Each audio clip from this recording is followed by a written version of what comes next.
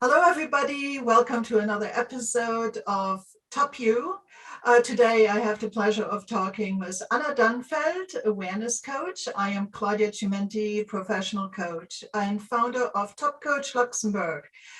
Today, we are going to talk about insecurity and fear.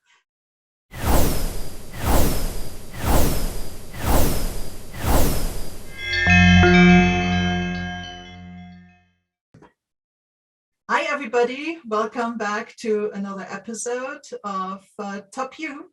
Today, I'm talking with Anna Dannfeld, an awareness coach out of southern France.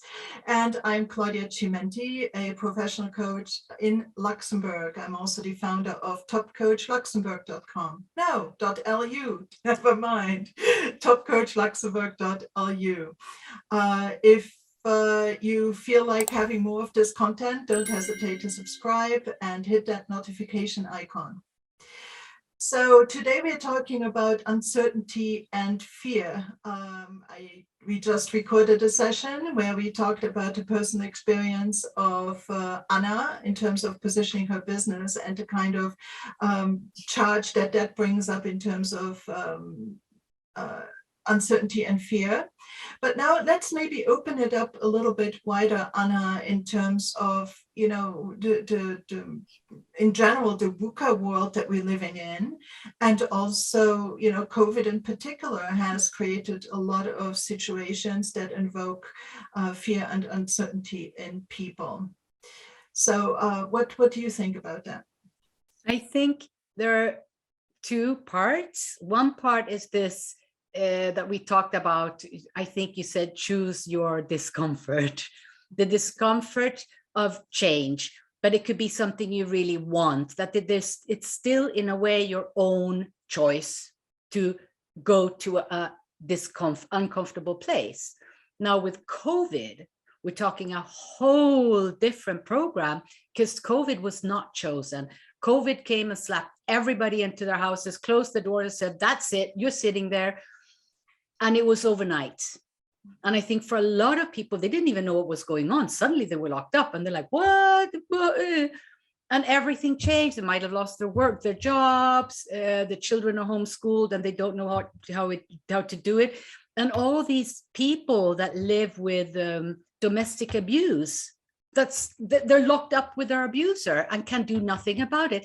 I think the COVID situation has opened up a whole new format of fear and insecurity because it was unchosen. It's like being thrown into a state of war, I think. And it's been a long time since that happened. So I think the whole of humanity is dealing with something very raw at the moment. Yeah, I think that actually equating it to some level to the stress people experience in times of war is very much so. And I mean, here, my generation, for instance, has not experienced war in my region of the world. So, you know, it is something new. And I think fundamentally what happened is our main solid reference points just got destroyed from one moment to the other. And I think it's not just that they actually were destroyed. Like, for instance, all of a sudden, I don't have an income, or I need to worry about job security in general. But there was no food on the shelves, like the first weeks of lockup and things like that. There was a real supply problem, and for many people in some areas of the world, this was the very first time that they had a supply and demand issue regarding food, right? And so all of a sudden these fundamental things that were always there for you were taken away. And it wasn't just that those things were lost, but all of a sudden you had fear about what else can be lost. Because now all of a sudden you didn't trust your trust anymore. Right. You trusted that the government would, provide certain infrastructure and things like that, and you trusted that. And now all of a sudden, even though it was still working, it's like, is it going is it continued? Is it going to continue to be there for me? And all of a sudden you put your reference points, your fixed points of your decision and belief system into question. And then all of a sudden it's like, what's left? Well, you are left. Yeah. You are left. You realize that ultimately the only thing that you can control, and this is one of my mottos as well, the only thing we can control is our attitude and our effort. And then we realized all of a sudden that there was many things that were outside of our attitude and our effort, especially outside of our effort, out of our circle of influence, out of our locus of control, right? It was there. I didn't have control over it. So how do I deal with it?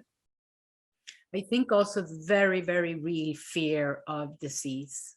There is already fear of disease, a very strong fear of disease in the population. You know, least thing, go to the doctor and, oh, there's something wrong, there's something wrong. People, the baseline for a lot of people is something is wrong.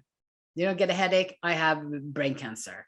And I see that when I work with my therapist for the last 30 years, I've seen that this is something that has accelerated already. And then comes COVID and people were dying like flies. And I think a lot of people got really panicked about getting sick, you know, that this disease, that it became this huge, uncontrollable monster that would just swallow them whole somehow. So I think there was so many fear buttons pushed and triggered with the corona on so many levels, and nobody was untouched. It was global. It was every single person. It wasn't that her over there. It's everybody, right?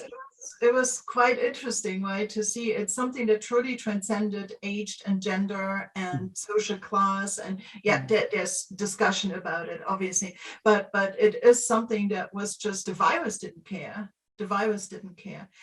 You brought up a very interesting point, this fear of disease.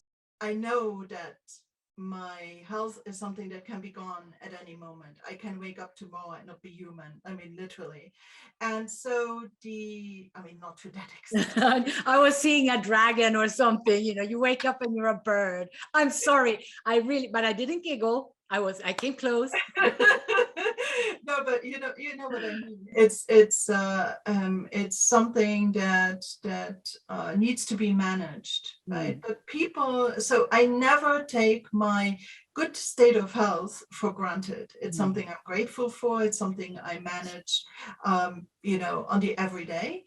But for many people, health is the baseline. And I think then to have this threat of not being healthy is very, very, very, very unsettling. And scary. It's a lot of anxiety. It's very scary because, I mean, I really felt this scary feeling myself, especially in the beginning of COVID.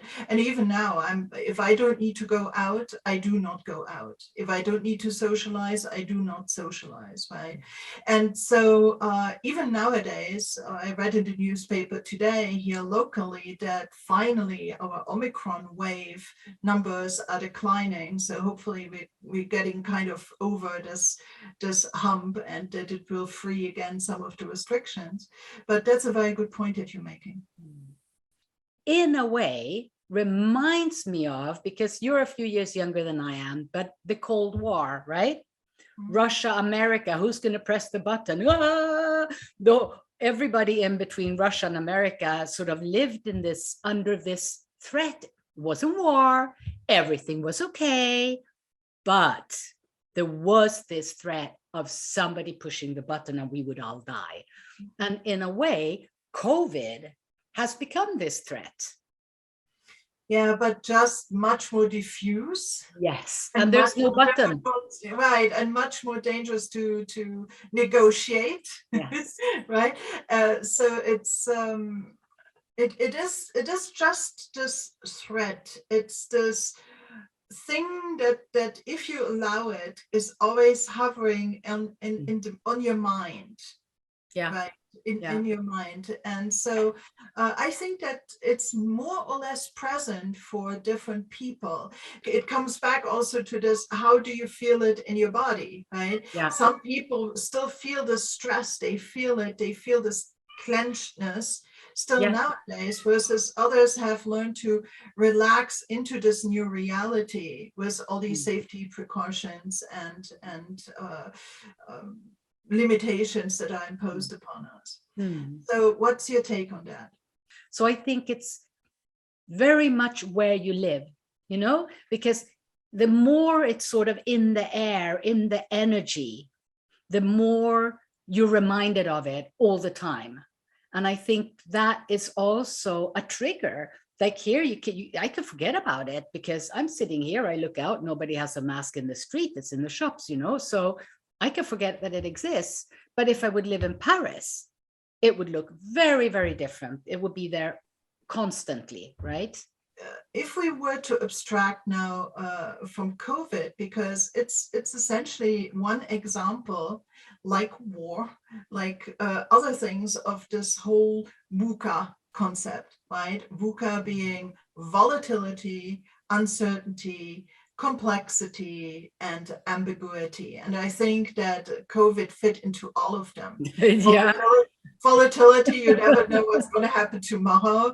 Oh my goodness, we here in Luxembourg, we have so many borders here, and like I often go shopping in Germany, which is just across the border here, and you never knew, for instance, what the restrictions were like on that side.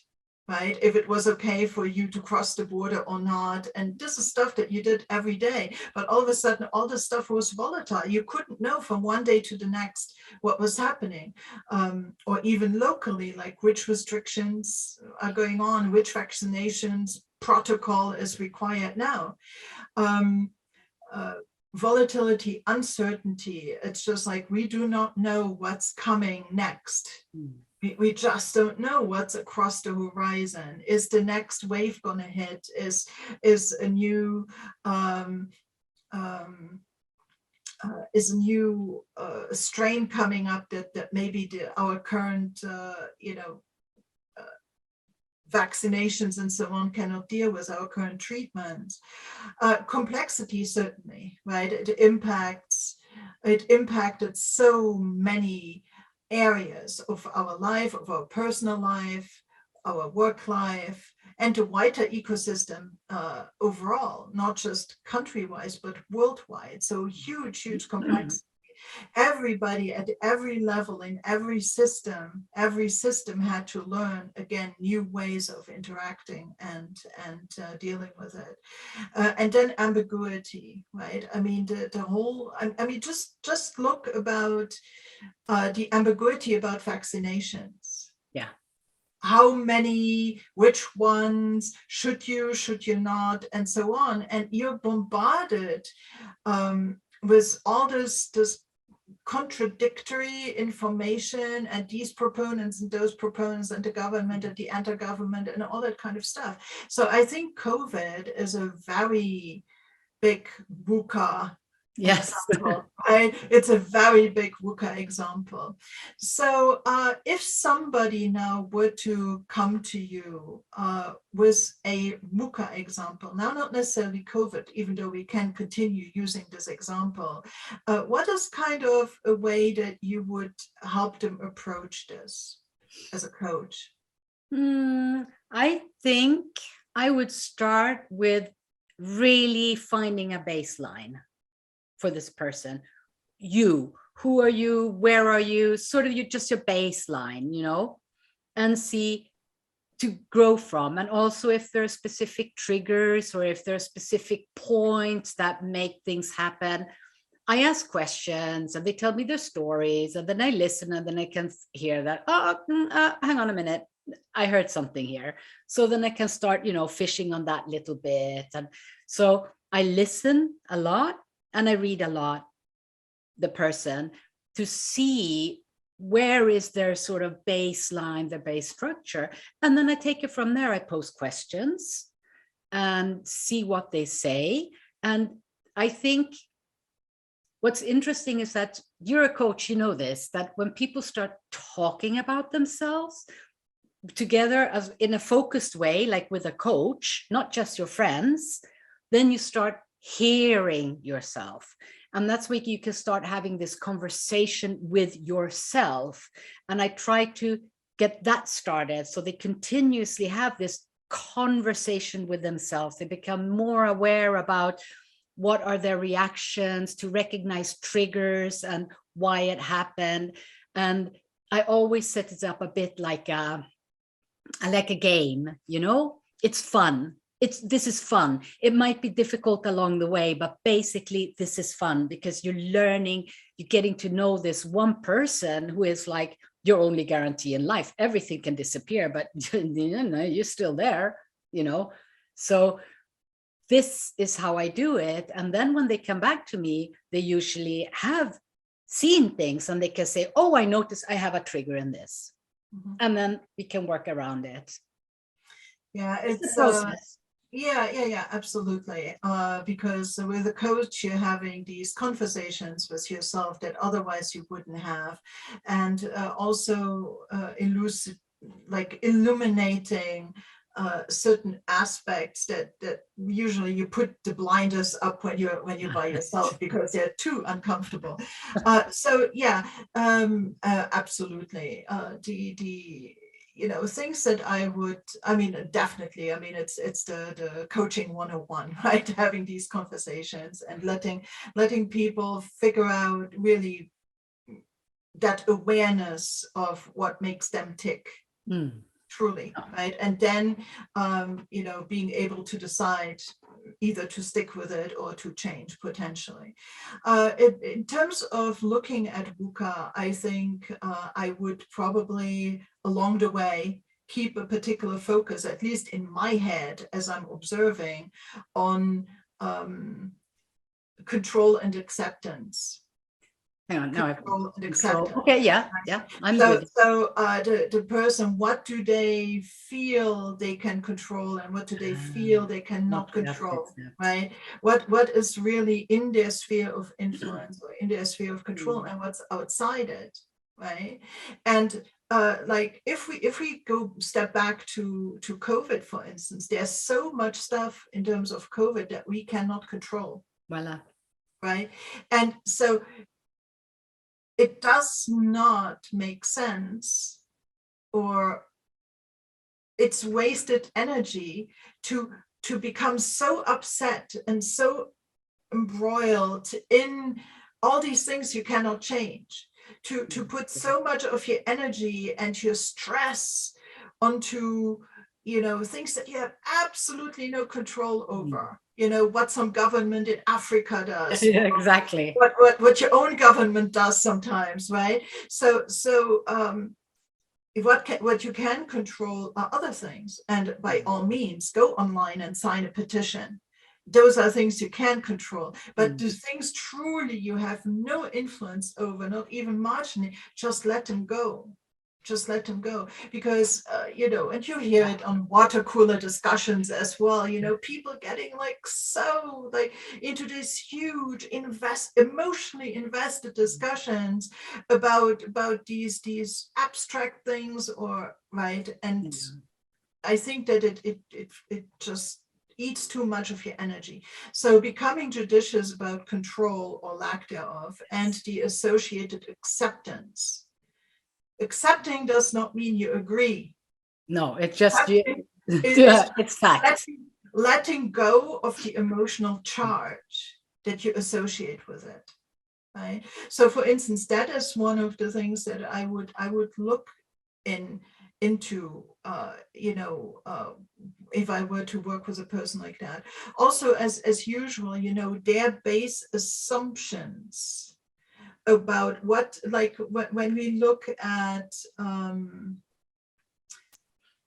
ambiguity, right? How much security do they assume? Yes. Right? Like how, and this is not, it always depends. I do not have ever a set set of questions, right? It always depends, but it is a lens through which I, as a coach, would kind of focus my observation, right? So how much security do they require, or do they want, or do they assume? What are their expectations of this? Because sometimes we can look at something and have no expectations at all about how something is going to be turning out. Right? We are open to surprises, we are open to change. Then we have a very different take on things than if we have planned on a thing staying exactly the same for the next 5 or 10 years. Let's look, for instance, at a job. If you're somebody who's job flexible, right? You look at maybe even COVID, you look at that very differently, as if you're a person who only knows how to do one job and wants to keep that particular job until you retire. Then that's a whole different level of fear that the comes. Need of security. I think that also. Security, yeah. But I have a little key that I give to all my clients, and I've used it always on my children, always when they come up with their questions, so they get all stressed and stuff. I say, can you do something about it? Yes or no? So, can you do something about it right now? Then do it. Maybe not right now, but you can do something about it on Tuesday. So let it go until Tuesday. Put it in your agenda and forget about it until Tuesday. Can you do something about it? No, let it go. Let it go. You're wasting your energy, because this makes it really easy. And I see my children, now they're adults, and we talk a lot, especially one of my daughters that I'm coaching through her moving into new career and stuff. And she calls me and she's like, no, and I say, yeah, I'm in thinking. And I can do something about this on Friday, but that I can do nothing about it. And because I think having simple keys to remind ourselves help. Because I think what comes from in these insecurities and which can make it, which we haven't touched on, but which can make it really, really hard to deal with, is like when anxiety kicks in, panic attacks, stuff that we really don't have any control over, and that when it kicks in, it's so debilitating emotionally and also mentally. So then it's good to have these little keys. It's like, oh, I cannot hold on to my little key. Can I do? It narrows it down somehow, Yeah, it's a series of decisions. And I think the main decision to take on a moment-to-moment basis is, where do I put my focus and energy? Where do I allow to put my focus and energy right now? Yeah. Right. Yeah. And when you become judicious of that, you start responding rather than reacting. So when that trigger comes externally, you take this, and as I always say, one foot above and one step behind, you realize, oh, okay, there's the trigger. In your awareness, there's the trigger. So what am I going to do about it? And either you give it that emotional charge, that cognitive effort, that attention. Either you give it or you don't. Either you give it or you don't. It's your decision. You're free to choose at any moment. But I think as you become more judicious with what you do, then maybe you can deal differently with all this volatile, complex stuff that always gets thrown at you from the outside, and you just take a little bit of this emotional and cognitive distance, right?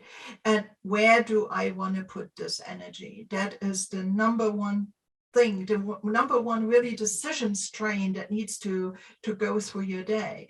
And when you do, all of a sudden, these things that you cannot do anything about, you're just going to say, no, I'm okay. There was this bit of news on the news, but I can't do anything about it. I do not allow my energy to go there.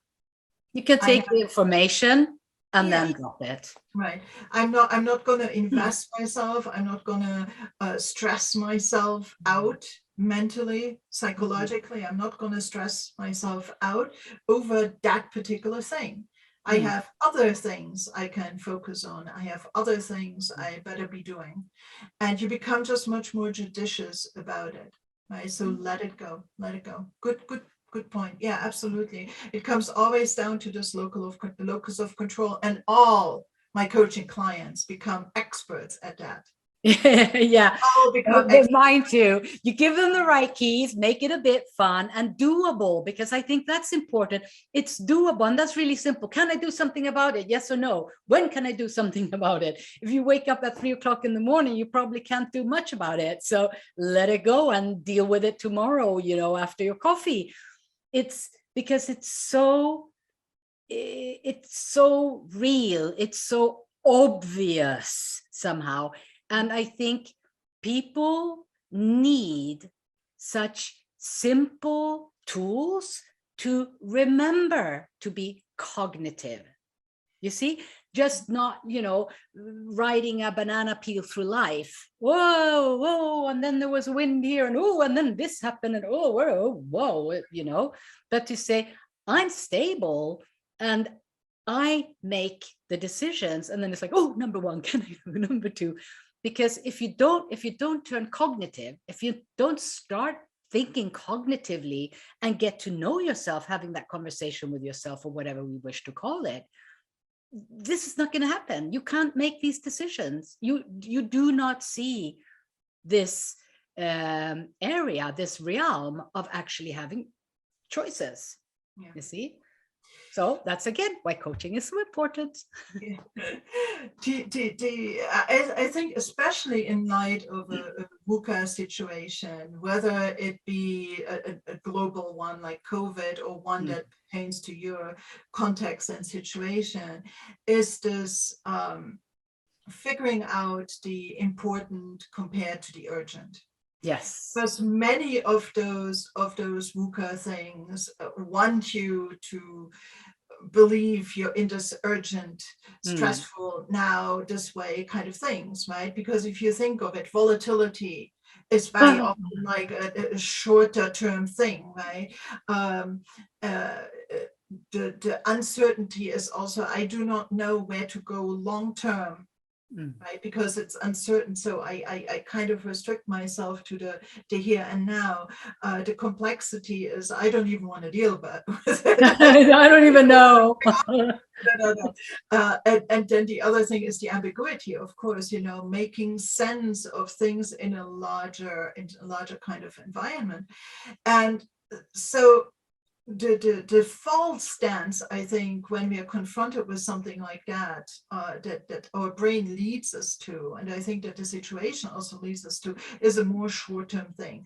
And we get kind of renegated into this more urgent mode. And I think that it's very important in those moments to also consider the important, to nevertheless figure out how your long-term goals, how your long-term, the living of your values and so on play into all this, that you cannot just forget all of the stuff that truly is the essence of who you are and who you want to be in the long term. Maybe the legacy you want to leave, and so on, right? So let's, I don't know if I can find a COVID example,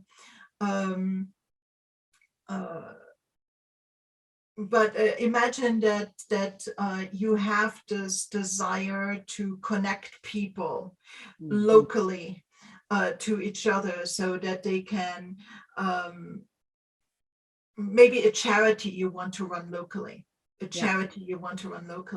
So that was what you did pre-COVID. All of a sudden, you know, that particular thing, it did not get any support. People couldn't meet up. You know, everything was thrown into turmoil, and maybe everything that you had set up and nicely planned for the next 3-5 years, all of a sudden just was gone. It was just not realizable. Okay. Yeah. Well, then it's like, okay, but the ultimate why of what I wanted to do was to connect people, not to give up on disconnecting people locally, but maybe it has to be pushed out a little bit. You have to find other ways, maybe online or in different things, to live out maybe this these internal values of connectivity, collaboration, connection, and so on, which is really who you are and things that are important to you. Maybe this flavor of this local charity was just one option. Yes.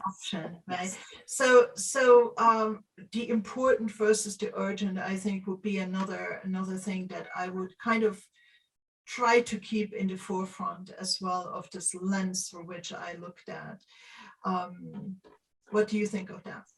If we can just sort of catch ourselves and stop for a moment, we can figure things out.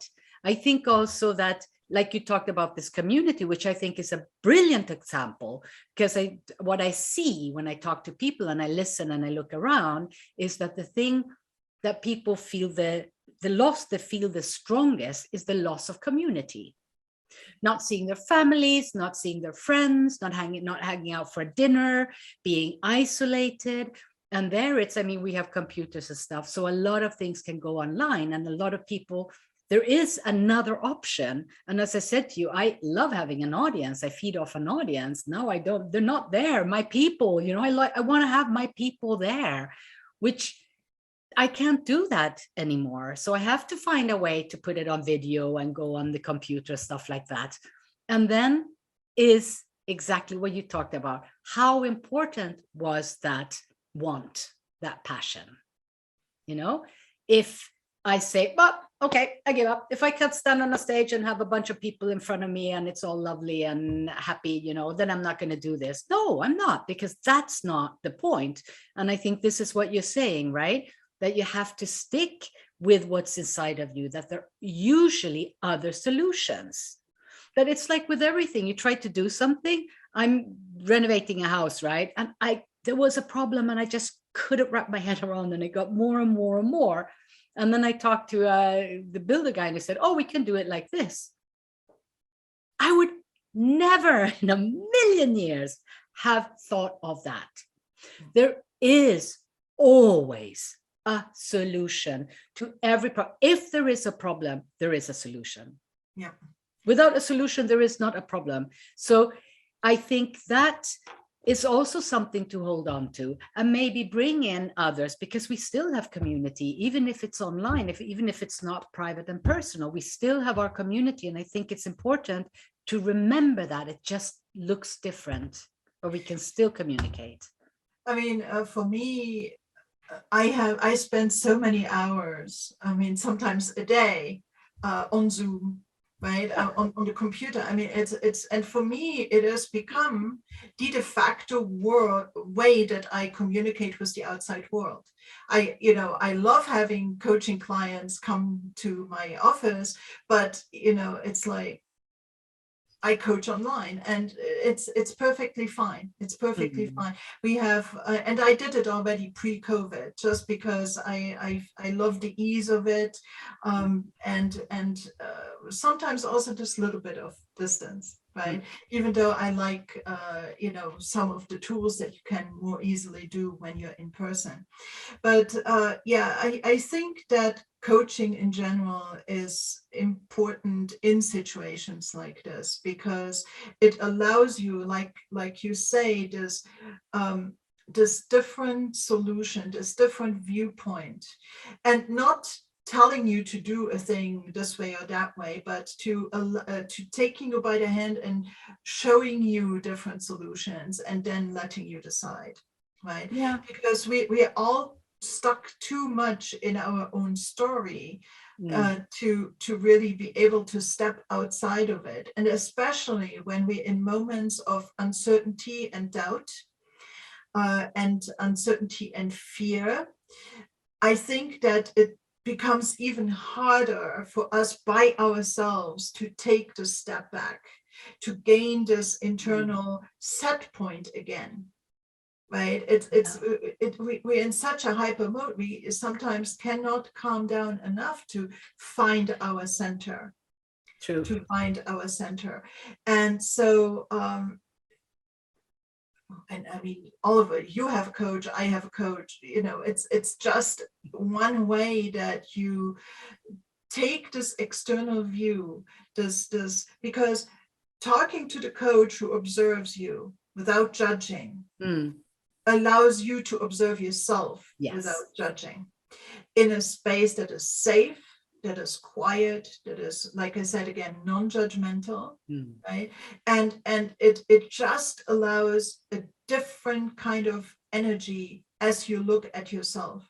And very often, especially in moments of VUCA, I think we are not able to really look at ourselves with peace or with calmness, let's say, rather than peace. Peace is out of the picture when VUCA is there. Cognitive artifact that comes later. Peace is also a decision, but with enough calm and objectivity, we cannot do it because we're so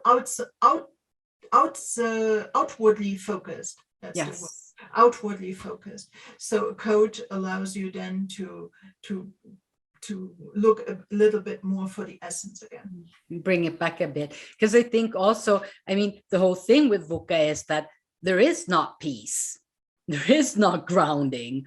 None of that is there. That's the whole thing, right? The idea is not in the environment, in the environment, but that doesn't mean that you cannot be perfectly at ease and at peace, right? It's just like, how do you dance to that music? Yeah, exactly.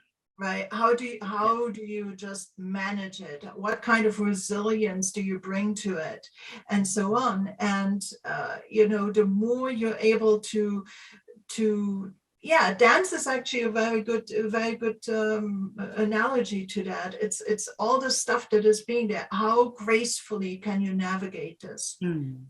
Right. But did I interrupt you? No. I think we're just sort of, we're flowing, you know, we're flowing back and forth here. We always do that when we talk. It's so nice. It's always fun talking with you. Because for everybody listening, this is purely unscripted. Yes, this is totally unscripted. I figured this out. It's just Anna and I having fun and hopefully providing you with you know, some good content here. Yeah. Did you have anything else to add right now, Anna? No, I don't. You know me, I could go on for days. I'm a good talker, so I'll just stop here. I think we got a lot on the table and we've had some very good ideas. And I hope whoever is watching this can take something away from this, a little thing, and say, ooh, that's new. I could use that, you know? Exactly. And everybody, you can go to topcoachluxembourg.lu/YouTube if you have questions or suggestions and for future topics of the show. And if you want to join Anna and me at some point, drop us a line there too. Ooh, that would be fun. Don't forget to subscribe, hit that notification button, and we hope to have you with us again very soon. Thank you, Anna. Thank you, everybody. Thank you, Claudia. Bravo. This is so much fun. This is so much fun. It's good. I think we're finding